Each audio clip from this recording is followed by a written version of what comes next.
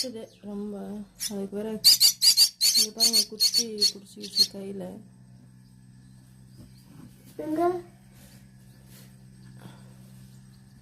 இது அப்படியே விட்டுலாம்.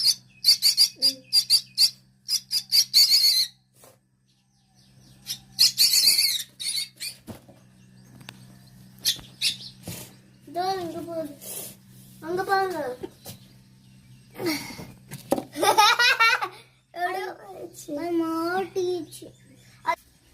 அது பயந்துக்குச்சு.